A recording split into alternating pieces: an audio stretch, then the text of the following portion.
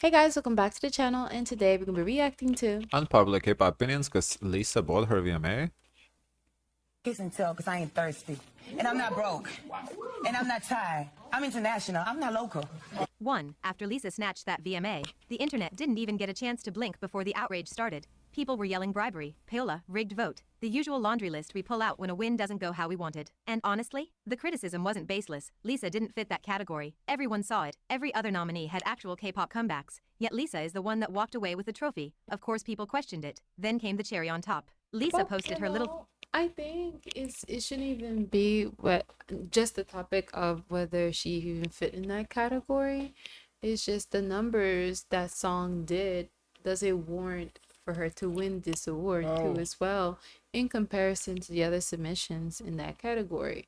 But given what we know about VMAs, it's already decided. So That's the thing. It's not like about a numbers award. It's not like a yeah. Billboard award, right? So, uh, I guess everyone has to, like, I don't know, kind of, do they and just accept it? Like, yeah, that's I just the mean, way we it we is? talked about it a number of times. I don't think it should have won, and not because it's not K-pop. If you Mhm. want to categorize that K-pop, I can see an argument there.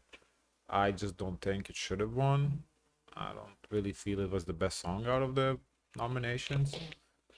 And as you said, the numbers plus all the controversy that she's not really K-pop. I just don't think this was a good pick, but But I do think it that's creates who they a, picked. and maybe the VMAs also want this also kind of conversation and not it be like, oh, what should be the perfect answer to the public?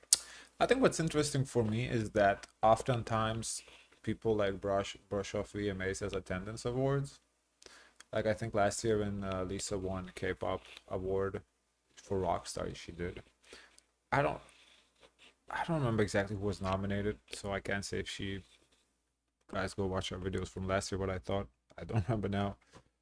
Uh, That was the complaint about like her lack of actually singing, and that it was heavy no, backtrack. no. I'm talking about her winning. Oh, Yeah, her performance, yeah, definitely. But I think the win was like probably like put down because of the performance. so the my what I'm trying to say is when she won, people were saying, "Oh, it's attendance award. She won because she attended." Okay, fine. But now she this year didn't attend. So what do the haters have to say about that? If it is an attendance award, she didn't attend. Why did she win? To be fair, nobody from that list I think attended. Fair enough, but yeah, it It's interesting that people still take the VMAs award quite seriously, because there's people who would like to win a VMA award. The award look nice. Honestly, I would want I one I too. think any award is a serious award, for the person that wins it. I think, you want No, to win because it. there's like you could create an award show doesn't mean that all Okay. the awards Okay. will count. Yes, you're It's right. just You're this right. has a Yeah. long history of Right. having like well-known established stars, A-listers. So you want to be amongst those who are also part of the league of those who won an award Yeah. from the That's VMAs. what I meant. Like It's the prestige. any awards that are like there's the any award of those big four, right? VMAs, American Music, the Grammy, and Billboard Award. I think those are the big four. So any of those big four, like you still kind of want to win. Now, are they like that deep? Not really. They're kind of redundant. Like American Music Awards, I don't really know how is that different from AMAs or the Grammys? Like why we have those? What's there? I don't know. But still, like you want to win though those four. Now, aside from those four, yes, once you exit those the big four category, it's kind of becomes like yeah, you can name the creative your own awards. So those awards, I think maybe like in Europe, the EMAs, European Music Awards, maybe you want to win that too. That's a little bit bigger award, but outside of those, yeah, it's whatever. So I do think VMAs is still a big deal. Yeah. Thank you to the lilies and not the full Blinks umbrella. And suddenly people acted like she personally stabbed OT4 Unity in the throat. Like, she's a soloist. Of course she's thanking her solo fanbase, but you know the K-pop. Internet, if you don't include every syllable of inclusivity in your post, the pronoun police will drag you into Twitter court for crimes against fandom collectivism. But then we took a hard left into Clown Town. I Wait, she was getting dragged by the Blinks too? Yeah, I guess she only thanked lilies. I mean, I I think do think, okay, you have to consider, like, okay, this is just me. I'm just being a little picky. She could I have thanked the Blinks too, because of course, Everyone Met You through Blackpink. I think, well, yeah, I do agree she should have thanked the Blinks. That's, that's Yeah. kind of given because I'm Especially sure with the Blinks voted that are not Lily's. They only yeah. voted because I guess Jisoo was there too, so we'll have to split the votes. But But especially if like there's a history of like everyone knows there's like ad gays. So I think just knowing the temperature of the world, the K-pop world, I think you should like I think natural protocol is to thank the Blinks too as well as the Lilies. I just think the Blinks are a little delusional in the whole OT4 unity or whatever. Right. Because I just don't think the girls are all like they're individual beings. Eventually, the group is going to split and they're gonna go solo. We saw the first step already with They don't the. have to split. But I they still will, think they Rochelle. can. Every group splits. No, but like split meaning they have no interest to be together Yes, as a that's what group. I mean. Yes. Allegedly filed against some of Lisa's fans for harassment after they defended her from the bot award accusations. Mind you, this wasn't a real confirmed case number or an official public record, it was a cropped image of a form floating through 12 retweets and 4 burner accounts with usernames like Taikuki Wife 1997, no law enforcement confirmation, no actual charges, no credible reporting. But that didn't stop the minions accusing each other of filing fake reports, weaponizing harassment, and acting like they were about to show up to the VMAs in court suits with subpoenas. And look, I'll say it flat out. I don't think Lisa deserved that award in the context of what the best K-pop category is supposed to represent. But also, screaming bot award with zero proof is lazy. And harassing Lisa like she forged the moon landing? That's pathetic behavior. Like, Yeah, I don't think she bought the award. I don't know why she got it. She probably got it because she's the biggest name outside of Jimin, which is kind of interesting that Jimin didn't get it. I don't really know why not Jimin, because I would say Jimin is a little bit bigger name than Lisa, but she's still one of the biggest names, so that's what it is. I think because of recency. Recency, I don't know if Jimin's name has been thrown here in the States in the conversation with these press like Lisa. Fair. Because she recently did solo. Not to say Jimin is not relevant here in the States, but as a solo figure, Lisa has been present here as a solo figure, as opposed to Jimin, who's been like together with BTS. I think you're right. I think if you, well, okay, if you ask a random person, nobody's gonna know neither, probably. But what's the higher likelihood if you ask would they know Lisa or would they know Jimin? They would probably know Lisa. So I do think you're right. go outside, touch grass, find a hobby that doesn't involve typing paragraphs about a trophy you don't own and will never touch. Same goes for Cat's Eye and that push performance win. Was it deserved? Up to you. But unless you have receipts that say here's the wire transfer from the sugar daddy, then all you're doing is speculating with extra steps. Sometimes award shows just pick chaos. Sometimes it's just fan vote overload. And sometimes, the baseline of nominations is so unserious. I think for the Cat's Eye Award, the best push performance, K-pop fans, like the other fans outside of HYBE, have no claim to be upset about that, because their labels don't submit. Submit, and then be upset when you don't win. Now, the people that did submit, there was a bunch of, like, Damiano was there, like Ira Star was there, like a bunch of smaller from all over the world acts. They maybe can be upset. But you guys watching this, y'all not their fans. You're upset because your group from other K-pop labels didn't win. That label just didn't submit. That's not HYBE's fault. That arguing who should win is like trying to pick the best dressed at a circus. The bar was in the clown tent to begin with. So yeah, Lisa's win? Shaky category fit. Real conversations to be had. But bribery? Police reports? Let's not. 2. EXO teased a comeback for December 2025. But let's not act like the poster gave us answers. The only thing people want to know is, how many members are actually involved? That OT9 hope is still floating around. But don't get too comfortable. The whole legends reunite into one perfect root line from the teaser is basically fan service. It sounds dramatic, but it doesn't confirm anything. That kind of wording hypes lore, not lineups. Lay might be in though. He's been openly teasing things again, even though he hasn't been in an EXO release in years. The real question mark is CBX, and that situation is still a mess. Back in 2023, Chen, Baekhyun and Xiaomin took legal action against SM over their slave contracts. They reached a settlement where they'd continue EXO group activities under SM, but all their solo stuff would be handled independently through their own label. Then in 2024 the whole thing blew up again. CBX accused SM of breaking the agreement, specifically over unfair distribution fees.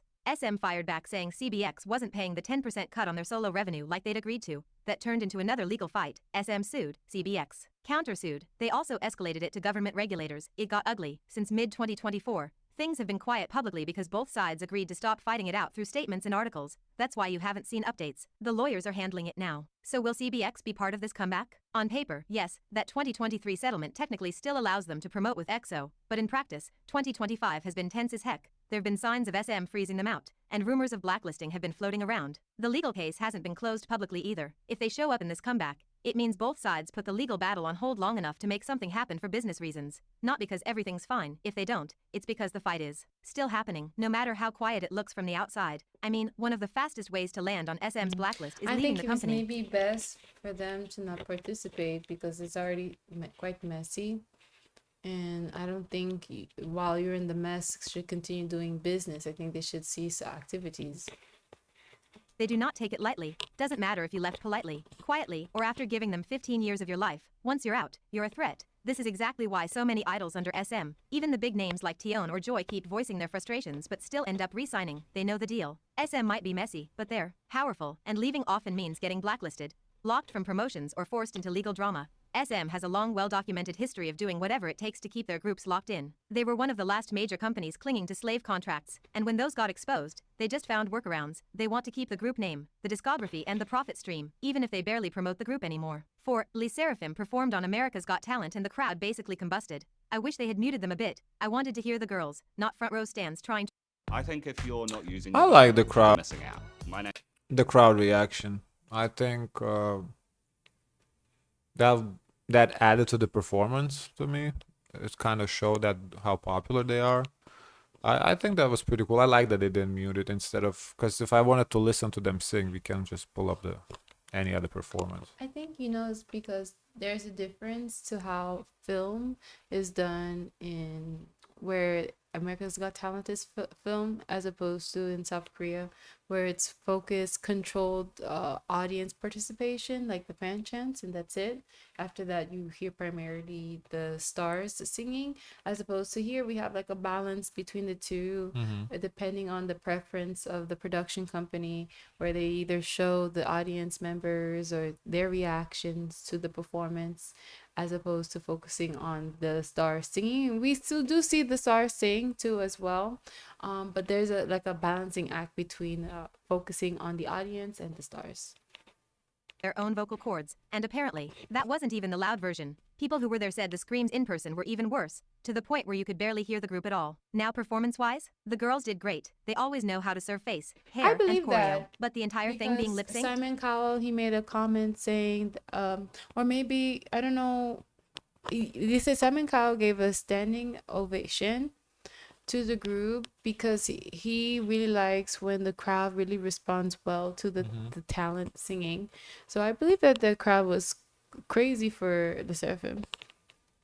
Girl, what fully exposed it was Yunjin. Bless her, she was actually singing her parts live, and you could clearly hear her voice layering over the backtrack, while the other four, well, let's just say their mics were there for decoration. Their vocals stayed suspiciously consistent, pitch perfect, unmoved by movement or breath. aespa is also popping up on US I don't know. I felt all were live.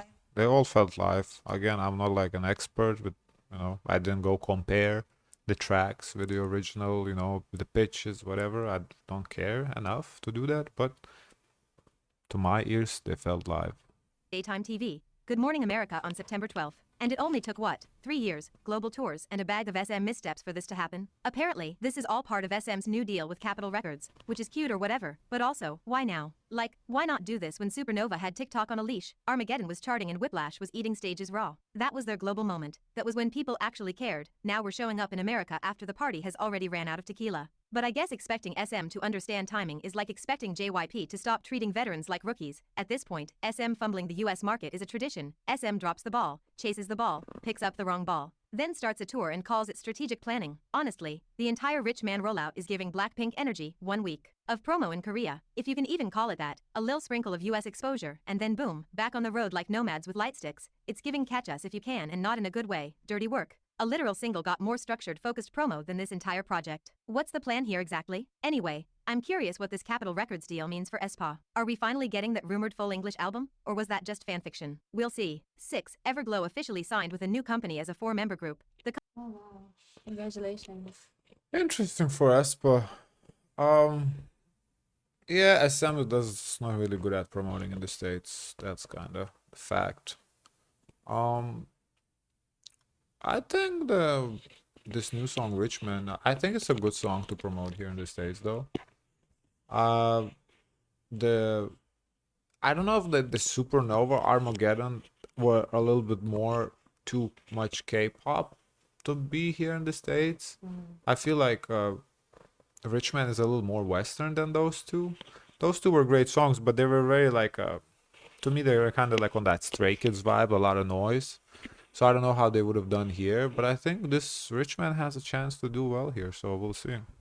Company is called CHXXTA, and it's mostly known as a tour and concert production company that partners with other labels. They've never managed a K-pop idol group before. Their only current project is Krezel, a crossover vocal group. And while Krezel's been handled pretty well with music shows, radio gigs, festivals, variety appearances, 2 EPs, and consistent content, they're not idols. They don't do choreo, they self-produce, and their members are already signed to separate companies for solo activities. So Everglow is a completely new kind of project for CHXXTA. That's why I'm skeptical. Add to that the fact that 2 members already left, and yeah, it makes sense to be cautious, but credit where it's due. At least Everglow kept their name and their music catalog, which is more than what a lot of groups get after switching agencies. Honestly, no one's really disbanding anymore. VVs, ARTMS, Kepler, Everglow, even Mamaland, they're stretching that life expectancy. There was a recent Reddit thread that said the reason K-pop feels oversaturated now is because older groups aren't disbanding, and it got me thinking, 10 years ago. Groups disbanded on schedule and cleared the runway, but now, because of things like streaming royalties, nostalgia tours, and fan subscription platforms, companies can keep groups active even with just one comeback every 12 to 18 months. They become long-term products. The rookie I mean, every 12 to 18 months, that's about the average time that American labels, a little bit American artists drop at. They usually get an album a year, an album every 2 years. Not really that bad. That's pretty standard to me. pipeline didn't slow down either. New groups flood in, while old ones refuse to leave. So now you've got companies that don't want to take risks on unknown trainees. They'd rather bet on a group with existing fans, and that adds to the pile. But is that the only reason the industry feels bloated? They don't believe how toxic this is. If you're still using a plastic or wooden cutting board, you need to hear that. Obviously not. That's not the only reason why the industry is bloated. Cause I wonder in South Korea what this is like. Because here in the West, you can be independent, be discovered through social media. Like we've seen with Alex Warren, who was previously a YouTuber, who was able to, you know, meet and make connections with the right people and ultimately become on top of the billboard. In South Korea, I wonder if there's like a opportunity to be as independent, to pop off on social media and become a world success. Aside from that, why it can be bloated is that we don't need you don't necessarily need the to be a part of the big four labels. I do think if everyone takes like the influencer route, it can be possible that they can create a music career and connect with an audience. And these industries, these companies, they want who the people like. So if they're popular online, they will take to them and help build their career from there. So not necessarily to become a star, you don't have to start off from singing. You can go independently on your own. I wonder if those people that would go that route, they would be considered K-pop idols. I think they might be in more like a Lim Young Woong category, not K-pop. What does Because that mean? the whole part of K-pop is the whole trainee system, right? So if they bypass the trainee system and just go into singing, because Are they no longer considered K-idol? that's what I'm saying, would they be K-pop or would they just be Korean singer? Because not like, for example, for Estella we reactor, right? They're not K-pop idols, they're Korean singers. Oh. They're not under none of these labels. They don't dance, they just sing. So I think it's possible for someone to become a singer, but I don't think they would be considered a K-pop idol. But honestly, it's probably even better to not be a K-pop idol because you don't have to dance, you don't have to do none of that. And if you can still sell out like Lim Young Woong, you still sell CDs, sell everything, sell arenas, you make money. So Not. It's also about the overall growth of the entertainment industry. More investors, more companies, more thinking- music. It's not unique to Like the music industry in general, no? Because K-pop, I guess K-pop idol is like a a sector of the music Yes, that's a industry? sector. That's not the whole industry. There Ah, is K rock, K hip hop, like the stuff that we mm, don't really react to. There's that other part of Korean music that we don't react to. That is not K-pop. K-pop is just like even Koreans. Like some Koreans, they don't listen to K-pop. They listen to Korean music, just not this genre. Because this genre is like is a specific combination, like the trainee systems, the dancing, the whole idols idea. All that that's just is K-pop. to me, it's like the route. Like for some, for some opportunities, do you necessarily need to take the formal route and go through the training process? I don't think so. I don't think so either, and I think that makes the market oversaturated because now the barrier to entry is much lower. I think it's riskier to do solo. You need money. You need to self-fund. It's much harder, much harder. But I think the Is payoff is it? bigger. You film on your iPhone, you present it online on YouTube, you create an audience. These are The things create the audience part is much harder without the label. Because how do you create an audience without promotion? people have to like you. Right. So that's what I'm saying. It's harder, but it's definitely doable. I think there's a lot, at least in the States, there's a lot of artists Everyone that now came is a through. photographer, Yeah, videographer on social media. I Your grandma can be like the next big star. yeah, I Like, think is the barrier of entry is quite low now. yeah, Because not even people had access to having a camera. Now everyone has a yeah. camera. To K-pop, it's everywhere. Social media also plays a huge part in the overexposure. And when everything is moving that fast, it brings up the question, how are they still coming up with original ideas? In 2024, there was a global average of around 99,000 new tracks uploaded to DSPs every single day. That's over 3 million a month, more than 36 million a year. At that scale, originality isn't dead, it's just drowned out. When that much music is coming out constantly, similarity becomes unavoidable, and sometimes copy-pasting is just easier and cheaper. Multiple studies have Yeah. already shown that pop music is becoming more repetitive, less harmonically Yeah. diverse and more formulaic. Producers don't have time or incentive to take creative risks. They use the same sample packs, the same loops, the same TikTok-ready structures, just tweaked It's enough to like avoid lawsuits. how we have fast fashion, there's like fast music. Like the formula already has been developed. No one's reinventing the wheel. They are looking and seeing what's already out there and seeing how they can manipulate and use their platform because their platform is way huger to become popular.